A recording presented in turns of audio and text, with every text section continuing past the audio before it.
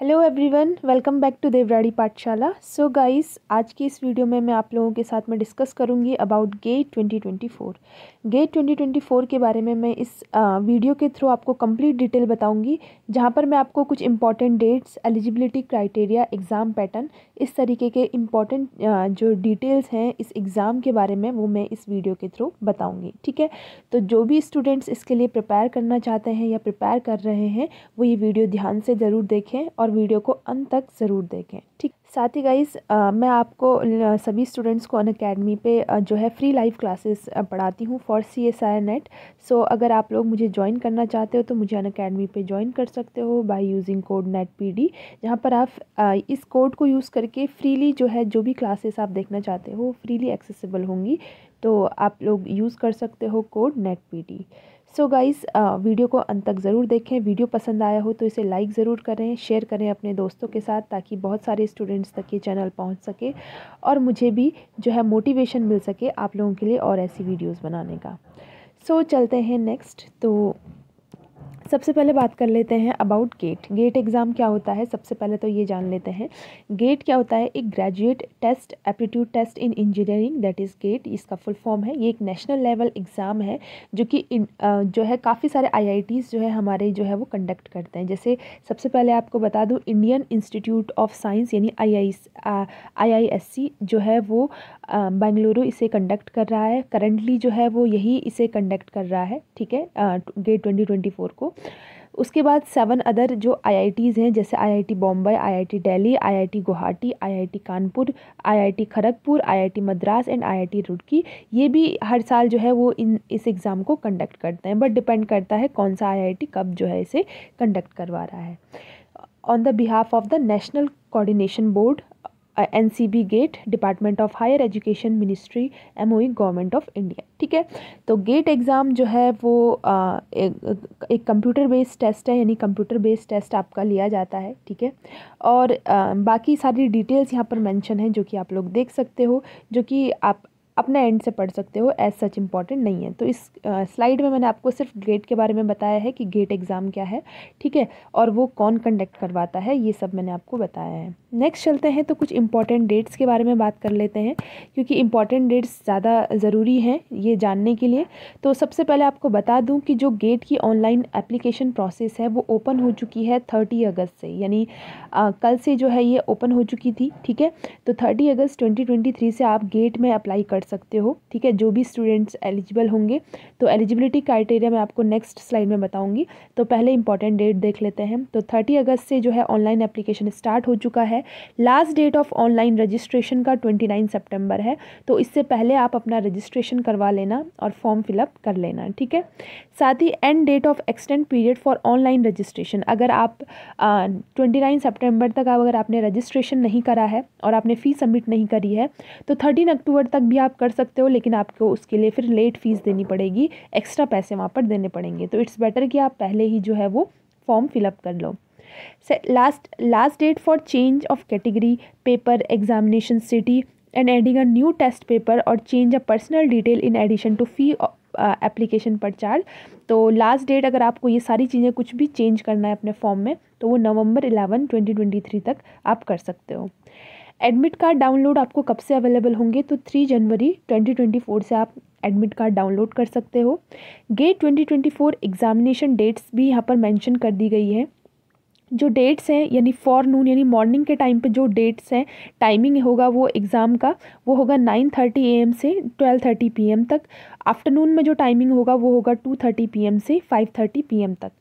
साथ ही गाइस और जो डेट्स हैं यहाँ पर मेंशन दी गई है, यानी 3 एंड 4 फरवरी 2024 सैटरडे संडे में एग्ज़ाम कंडक्ट होगा, और फरवरी 10, 2024 और फरवरी 11, 2024 सैटरडे संडे यहाँ पर भी एग्ज़ाम जो है वो कंडक्ट होगा। तो 4 डेट आपको मेंशन कर दी गई है, फरवरी 3, 4 एंड 10 एंड 11। ठीक है, तो ये सारी डेट्स पे आपका एग्ज़ाम होगा। अब जो भी आपका सेक्शन होगा, सब्जेक्ट कोड होगा, वो डिपेंड करेगा कि वो किस दिन होगा। ठीक है, तो वो आपको फाइनली एडमिट कार्ड में मेंशन होगा। तो अभी ये कुछ डेट्स जो है वो आपको दे दी गई हैं कि इन डेट्स में आपका एग्ज़ाम होगा। Announcement of result in the get online application process system यानी GOAPS, आपका रिजल्ट जो है वो कब अनाउंस होगा, March 16 को आपका रिजल्ट अनाउंस हो जाएगा, ठीक है, यानी एग्जामिनेशन के ठीक 1 महीने बाद। स्कोर कार्ड जो है अवेलेबल होगा, आप लोग डाउनलोड कर सकते हो अपना गेट का एक स्कोर कार्ड 23 मार्च 2024 से मई 31 2024, इस बीच में आप अपना जो है वो स्कोर कार्ड जो है वो गेट का वो डाउनलोड कर सकते हो। अगर आप फॉर एग्जांपल अगर आपने गेट क्वालिफाई किया है और आपने इस बीच में अपना स्कोर कार्ड डाउनलोड नहीं किया है तो आपको फिर लेट फीस जो है पेमेंट करनी पड़ेगी, यानी 500 रुपये एक्स्ट्रा देने पड़ेंगे अगर आप जून 1 से दिसंबर 31 2024 तक के बीच में अगर आप अपना स्कोर कार्ड डाउनलोड करना चाहते हो तो आपको फिर एक्स्ट्रा पैसे देने पड़ेंगे। तो अगर आपका गेट क्वालिफाई हो जाता है तो आप इसी बीच में अपना स्कोर कार्ड भी डाउनलोड कर लेना। तो ये थी कुछ इंपॉर्टेंट डेट्स, ठीक है। तो अब हम चलते हैं आगे और चलते हैं नेक्स्ट स्लाइड में, जहाँ पर हम लोग देखेंगे एग्ज़ाम पैटर्न के बारे में। तो किस तरीके का एग्ज़ाम पैटर्न आपको देखने को मिलता है। तो सबसे पहले मोड ऑफ एग्जामिनेशन, यानी एग्जामिनेशन आपसे कैसे कंडक्ट करवाया जाएगा, तो वो होगा कंप्यूटर बेस्ड टेस्ट यानी CBT मोड होगा। ड्यूरेशन जो है वो 3 आवर्स होगा, यानी 3 घंटे का जो है आपका पेपर होगा।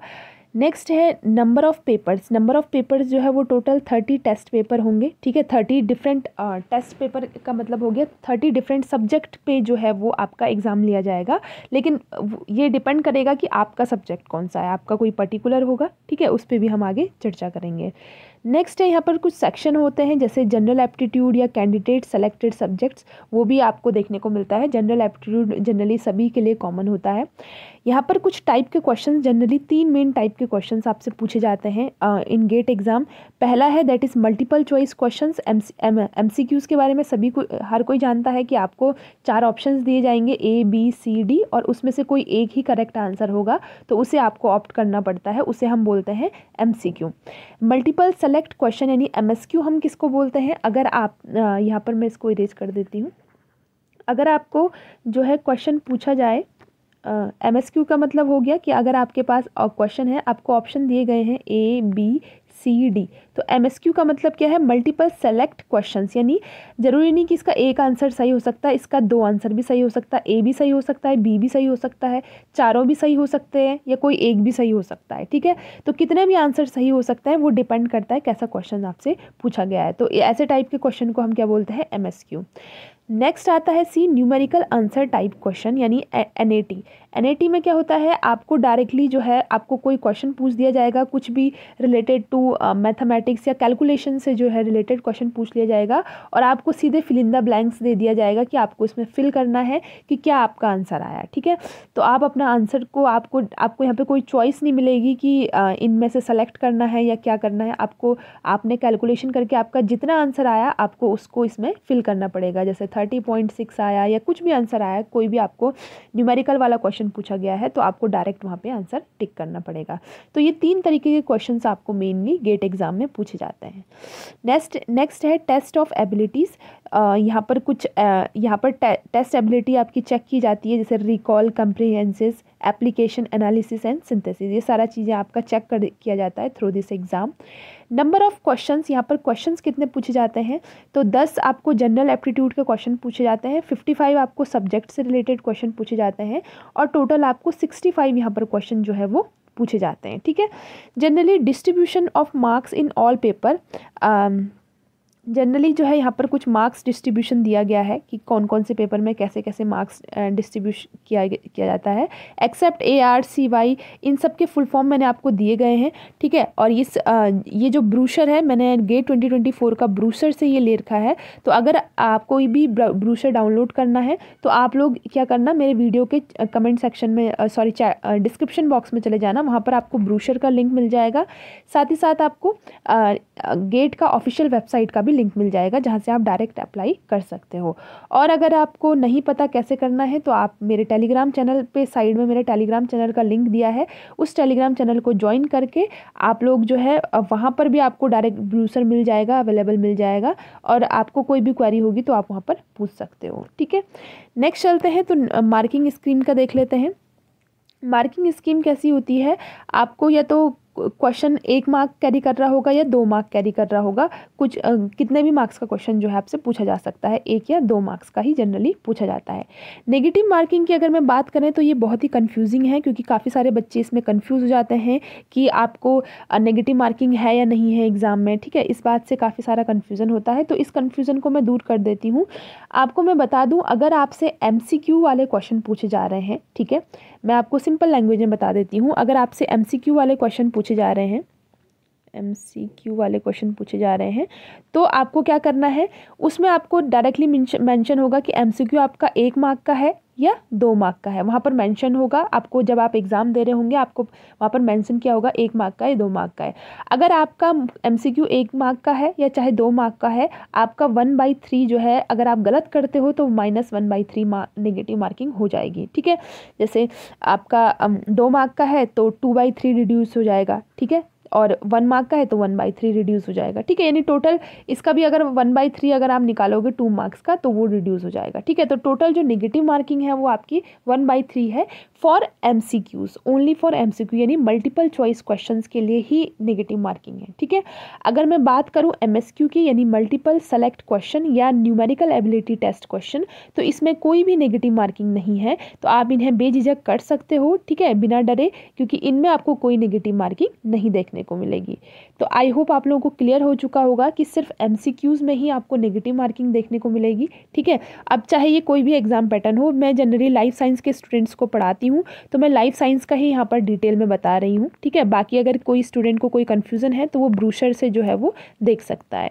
तो मैं आपको लाइफ साइंस का ही जो है वो बता रही हूँ, ठीक है, लाइफ साइंस के स्टूडेंट्स के लिए है ये, ठीक है। तो आई होप आप लोगों को समझ में आ गया होगा। और नेक्स्ट चलते हैं देन।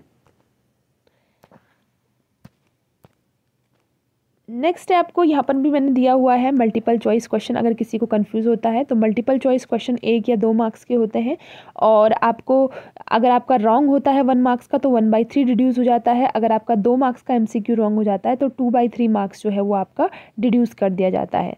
साथ ही साथ MSQ हो चाहे NAT हो, न्यूमेरिकल एबिलिटी टाइप क्वेश्चन हो, इनमें कोई नेगेटिव मार्किंग नहीं होगी, तो आप इनको बेझिझक कर सकते हो, बिना नेगेटिव के डर के आप इनको कर सकते हो अगर आपको एग्जाम में ये मिल गए तो, ठीक है।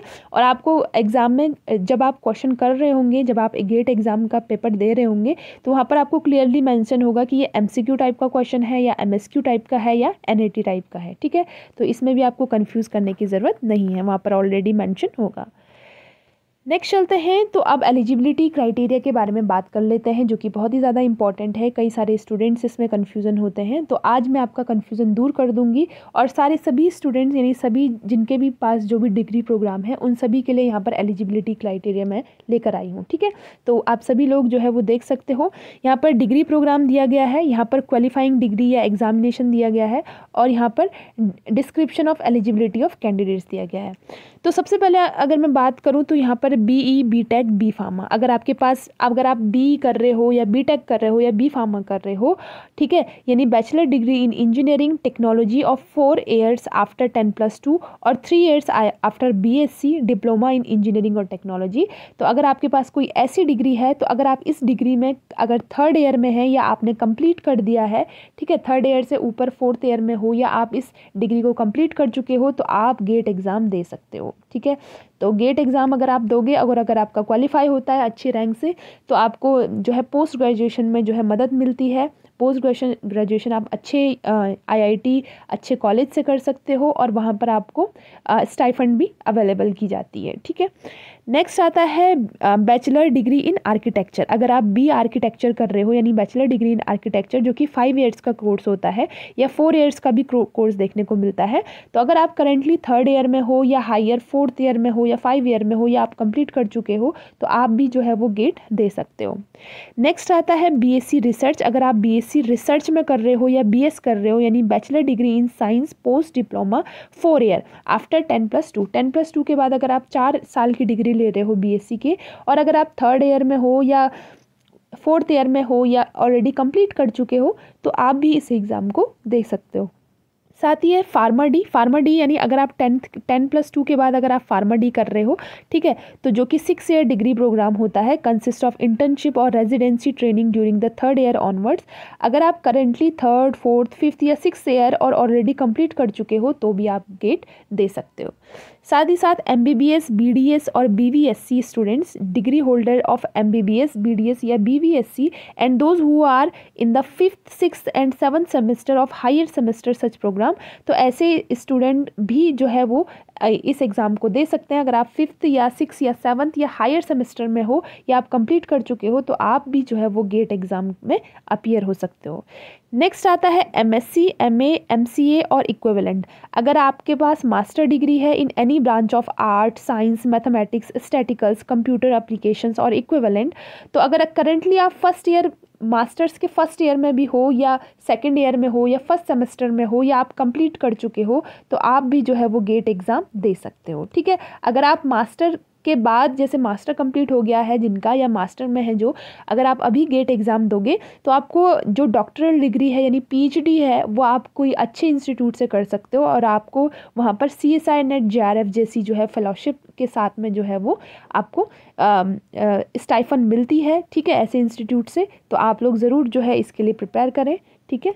नेक्स्ट आते हैं और भी एलिजिबिलिटी क्राइटेरिया देख लेते हैं हम, एक मिनट है। नेक्स्ट आता है integrated ME MTech post in BSc, ठीक है, यानी आप post BSc integrated master degree program कर रहे हो in engineering technology 4 year program. तो अगर आप करेंटली 1st, 2nd, 3rd या 4th ईयर में हैं या कंप्लीट कर चुके हैं तो आप भी जो है वो इस एग्ज़ाम को दे सकते हो। नेक्स्ट आता है integrated ME MTech M Pharma और ड्यूअल डिग्री आफ्टर डिप्लोमा और 10+12। तो अगर आप इंटीग्रेटेड मास्टर डिग्री प्रोग्राम या डुअल डिग्री कर रहे हो इन इंजीनियरिंग एंड टेक्नोलॉजी जो कि 5 ईयर प्रोग्राम है, तो आप करेंटली अगर 3rd, 4th या 5th ईयर या कंप्लीट कर चुके हो तो आप भी इस एग्ज़ाम को दे सकते हो।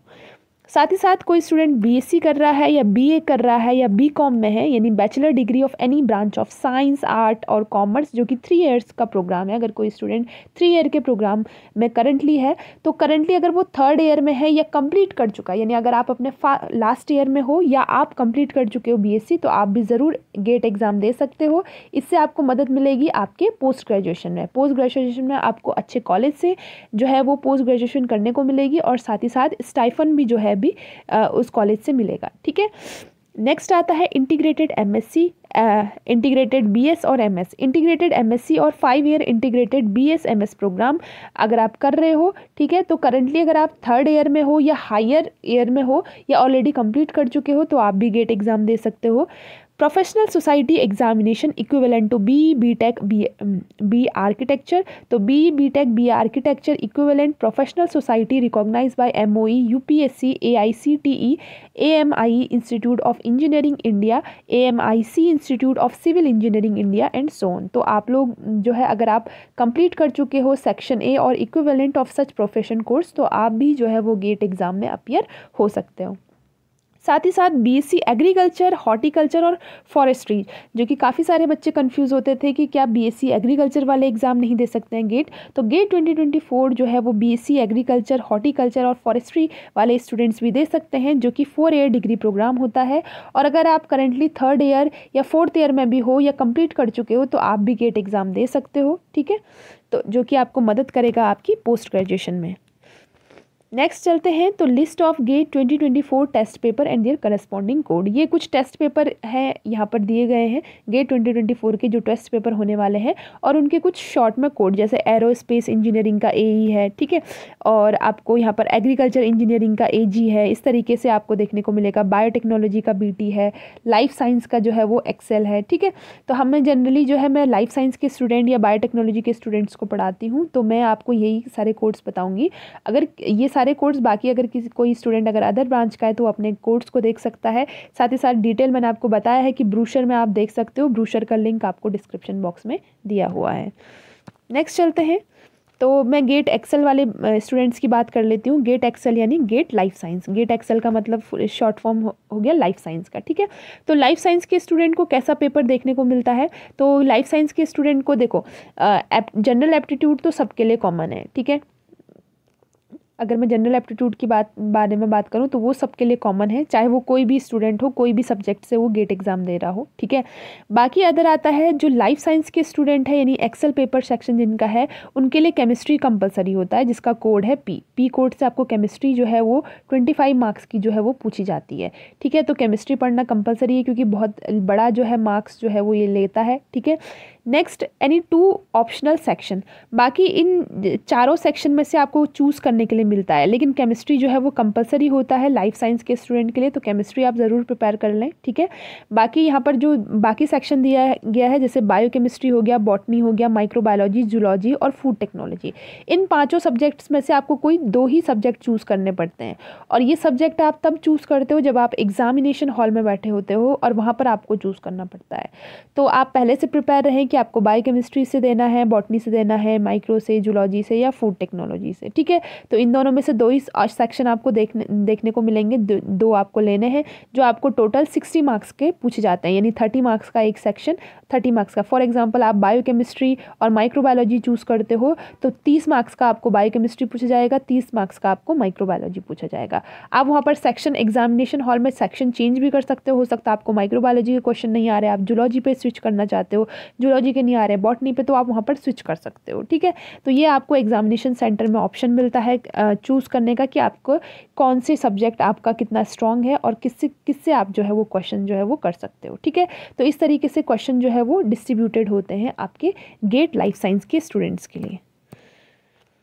नेक्स्ट आता है तो ये है आपका मार्किंग स्कीम। तो मार्किंग स्कीम कैसी होती है, तो गेट एक्सेल यानी गेट लाइफ साइंस के स्टूडेंट्स के लिए क्या मार्किंग स्कीम होती है। तो यहाँ पर केमिस्ट्री तो जो कि एज अ कॉमन सब्जेक्ट है, जो कि कंपलसरी होता है, जो कि 25 मार्क्स का आपसे पूछा जाता है, कंपलसरी सेक्शन केमिस्ट्री, और application must select any 2 of the other section during exam. और आप जो भी आप बायोकेमिस्ट्री, जूलॉजी, बॉटनी, माइक्रोबायोलॉजी या फूड टेक्नोलॉजी से कोई भी 2 सब्जेक्ट आप चूज़ करोगे तो टोटल आपको 30 × 2 यानी 60 मार्क्स का क्वेश्चन जो है वो यहाँ से पूछा जाएगा, ठीक है। तो 60 + 25 + 15 आपको टोटल 100 मार्क्स का क्वेश्चन पेपर जो है वो पूछा जाता है।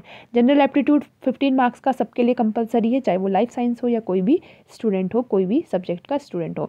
बाकी गाइज अगर आपको अपने सब्जेक्ट का देखना है डिफरेंट तो आप ब्रोशर डाउनलोड कर लेना, ब्रोशर में सबके डिटेल्स दिए गए हैं।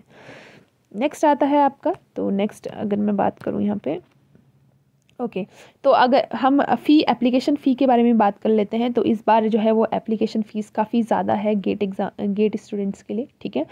तो आपको बता दूं ये कैटेगरी है, कौन कौन सी कैटेगरी है। ये रेगुलर पीरियड, यानी अगर आप 30 अगस्त से 29 सितंबर के बीच में, यानी इस टाइमलाइन के बीच में अगर आप रजिस्ट्रेशन कर लेते हो अपना, ठीक है, तो आपको क्या क्या फ़ीस पड़ेगी। तो female SC ST PWD candidates के लिए 900 फ़ीस है। All other candidate including foreign national, बाकी जितने भी अदर कैटेगरी के स्टूडेंट्स हैं, मेल्स वगैरह और जो भी हैं, उनको 1800 जो है वो फ़ीस देखने को मिलेगी, ठीक है। तो आप 29 सितंबर से पहले फ़ीस रजिस्ट्रेशन करवा लेना, ताकि आप जो है वो इतनी फ़ीस देने पड़े। अगर आप एक्सटेंडेड पीरियड में यानी 30 सितंबर के बाद अगर आप फ़ीस भरते हो 30 से 13 सितंबर के बीच में, तो फीमेल ST SC PWD को 1400 फ़ी पे करनी पड़ेगी और बाकी अदर कैंडिडेट्स को 2300 पे करनी पड़ेगी। तो आप इस ड्यूरेशन में जो है ट्राई करना कि इस ड्यूरेशन में आप जो है वो अपना एप्लीकेशन फॉर्म भर लें, ठीक है, ताकि आपको ज़्यादा फ़ीस जो है वो पे ना करनी पड़े। सो गाइस ये था complete detail about your GATE exam 2024, ठीक है। तो अगर आपको अभी भी कोई कन्फ्यूज़न होता है अबाउट सिलेबस, एग्ज़ाम पैटर्न, तो आप मुझसे पूछ सकते हो, मैं अलग से जो है वीडियो आपको बना के दे दूँगी, ठीक है। तो आप कमेंट बॉक्स में पूछ लेना, आपको कोई भी डाउट हो, एप्लीकेशन फॉर्म भरने से रिलेटेड डाउट हो तो भी आप लोग पूछ सकते हो। ये वापस से मैं आपको फिर से कुछ इंपॉर्टेंट डेट्स बता देती हूँ, ताकि आप लोग जो है वो टाइमली जो है अपना एग्ज़ाम रजिस्ट्रेशन करवा लें, ठीक है। रजिस्ट्रेशन प्रोसेस ऑलरेडी स्टार्ट हो चुका है, तो टाइमली रजिस्ट्रेशन करवा लें और टाइमली जो है वो फ़ीस सबमिट करवा के जो है अपनी प्रिपरेशन स्टार्ट करना है, ठीक है गाइज़। तो प्रिपरेशन से रिलेटेड या किसी भी तरीके से आपको कोई भी चीज़ पूछनी हो तो आप कमेंट बॉक्स में पूछ सकते हो। वीडियो पसंद आया होगा तो इसे लाइक ज़रूर करें, शेयर करें अपने दोस्तों के साथ, ठीक है। तो मिलते हैं नेक्स्ट वीडियो में गाइज़, तब तक के लिए टेक केयर, बाय बाय।